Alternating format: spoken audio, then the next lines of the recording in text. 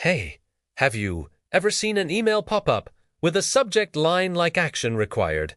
Your subscription is at risk. Or maybe something a little more scary, like your subscription is due to terminate.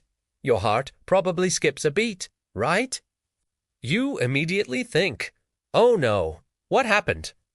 These messages are designed to get your attention, and for good reason.